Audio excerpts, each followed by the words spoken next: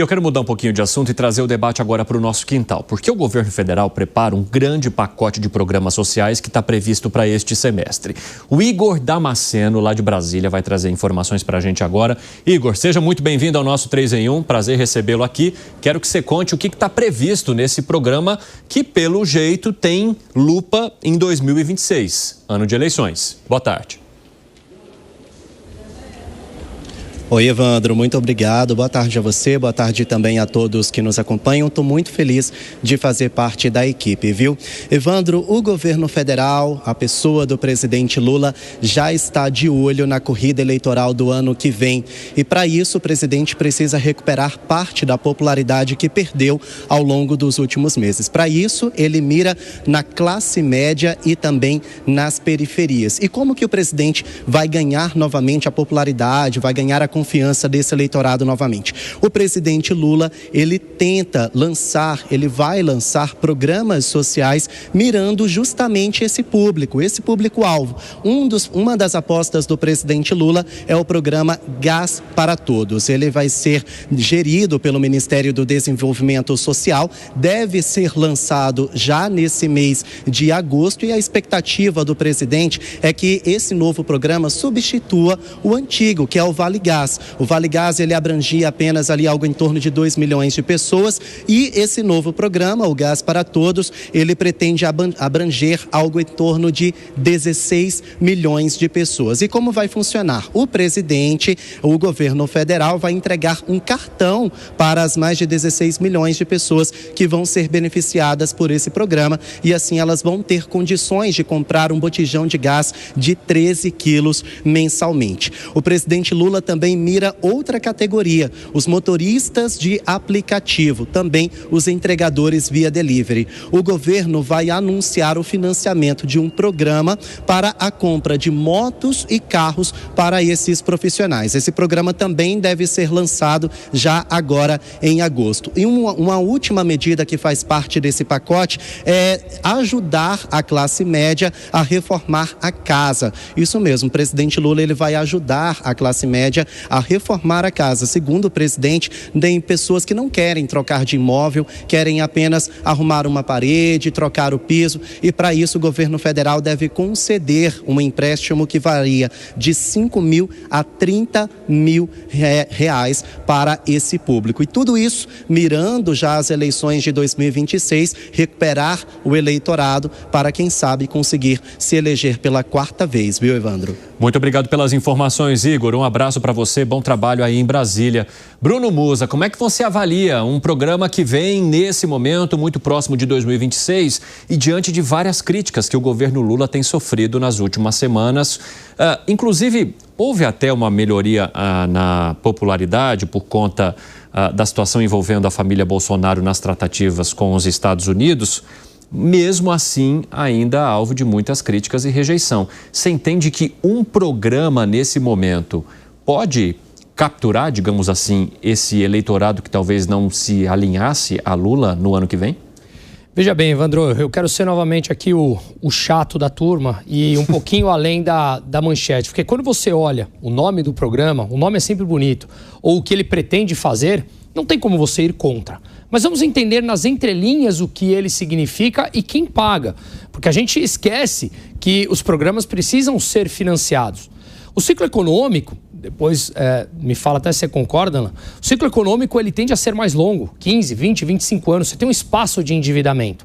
Chega um determinado momento, que é a mesma coisa que você na sua casa, você tem 0 de dívida, você começa a endividar, chega uma hora que você não tem mais capacidade de se endividar, porque isso significa que não há mais confiança para quem precisa emprestar dinheiro para você. Em economia, nós nos depararemos com inflação, porque a moeda perde valor. Então, tudo isso significa que o programa pode ter um nome bonito e ele pode ter uma causa, digamos, nobre. Apesar de quanto mais nos aproximamos da eleição, mais causas nobres o governo costuma achar em linhas gerais, todos eles. O que isso significa que o governo acha maneiras, subterfúgios, para colocar essas despesas fora do arcabouço fiscal. Porque arcabouço fiscal tem uma regra que ele não pode gastar mais do que um determinado nível de déficit. Hoje, 30 bilhões ele não pode gastar mais do que ele ganha. Então, como ele não quer diminuir os gastos, ele acha a forma de gastar por fora do orçamento. Por exemplo, criando fundos. Ele cria um fundo, pega o dinheiro público, coloca nesse fundo e aí sim distribui para programas. Isso aconteceu com o Pé de Meia, com o Auxílio Gás, só que isso aumenta o endividamento. Aumentar o endividamento leva, na fase que nós estamos, à desvalorização da moeda. Então, Evandro, respondendo você objetivamente, há espaço para isso? Ele pode até conquistar um pouco de popularidade, mas como falta 1 ano e meio para as eleições e o espaço de endividamento já acabou, é bem provável que isso se traduza em inflação e mais inflação acaba perdendo popularidade. Eita, Zé Maria Trindade, como é que você avalia essa estratégia? Pois é, e eu conversava com alguns deputados, o deputado Arnaldo Jardim, ele dizendo o seguinte, que é ano ímpar, nós temos que aproveitar o ano ímpar para votar coisas importantes, tomar decisões um pouco longe das eleições. Mas não está acontecendo isso. O processo de 2026 foi antecipado, já está contaminando. São todas medidas eleitoreiras. Esse tipo de atitude social, ela existe no mundo inteiro, só que no Brasil é muito grande. São projetos muito grandes e que, às vezes, paralisam setores da economia porque as pessoas se sentem tão protegidas que não procuram outros destinos para ganhar dinheiro, procuram destinos para se promover. Isto é perigoso a longo prazo.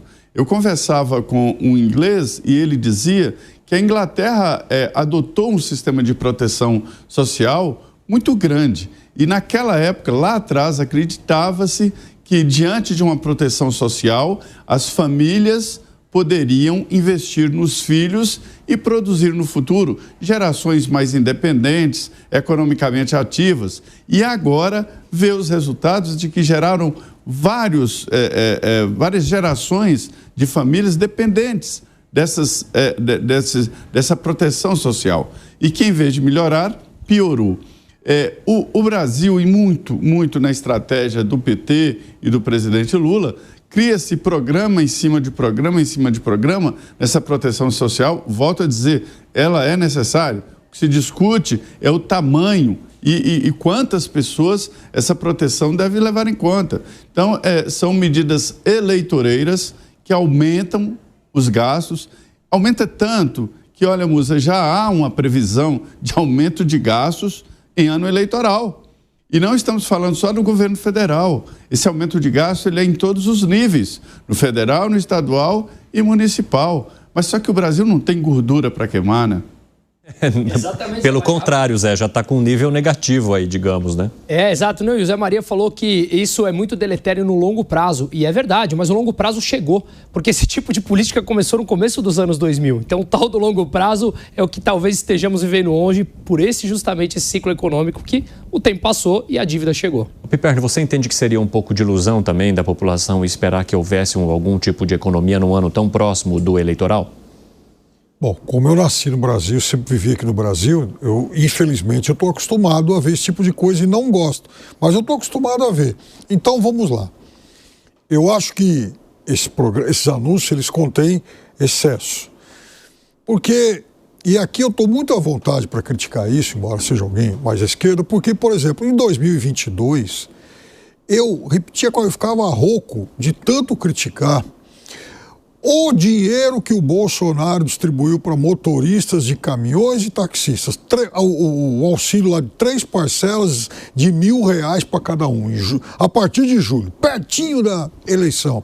Eu brincava aqui, eu até chamava aquilo de PEC Silvio Santos, porque lembra aquele quadro que ele tinha lá do aviãozinho lá, quem quer dinheiro? É o que o Bolsonaro fazia, ele dava dinheiro. E não tinha um comentarista, um crítico de direita, inclusive já de mercado, para Alan Gani não, já pegou, já se virou aqui, ele não trabalhava comigo nessa época. Mas, enfim, não tinha ninguém que eu conhecesse. Você não estava aqui.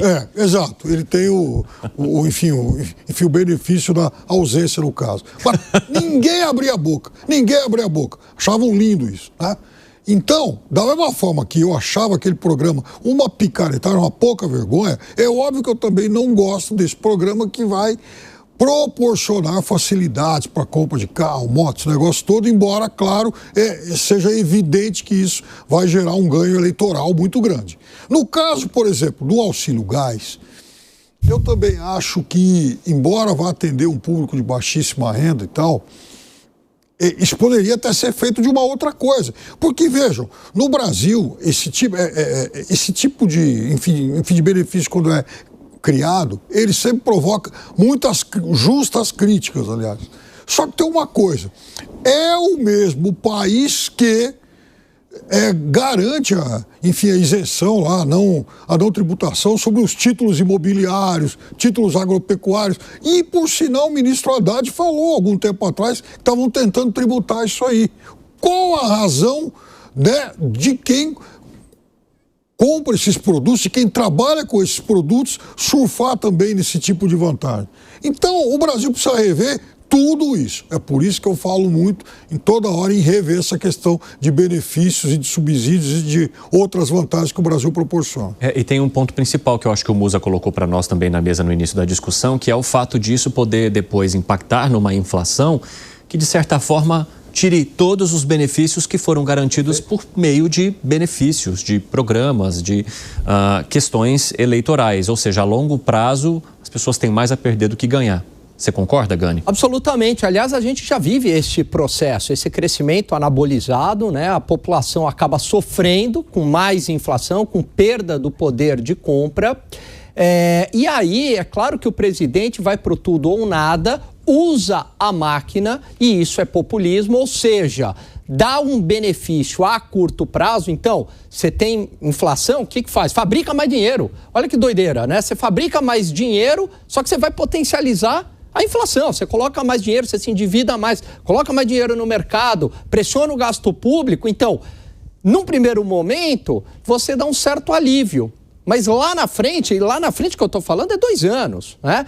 A inflação piora e a gente não sai disso. E você aí condena a população a mais pobreza. E é difícil, muitas vezes, a população enxergar isso, né? Porque ela entende que o benefício está sendo bom, mas ela não entende que esse benefício, na verdade, vai ser um veneno para ela. Por quê? Porque vai gerar mais inflação, perda do poder de compra e depois menos crescimento econômico. Mas essa é a lógica do populismo. E só para finalizar, eu queria parabenizar o Piperno por essa. Ele me enche de orgulho com essa veia liberal que ele tem e de senso de humor também. É impressionante. O discurso dele me encheu de orgulho com essa veia liberal que ele tem.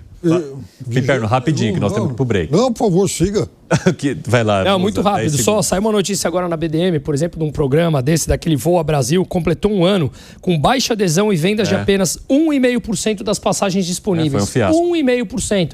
É o populismo. Lembre-se que o governo sempre te dá algo que ele já tirou de você e ele devolve uma fração daquilo que ele já tirou de você.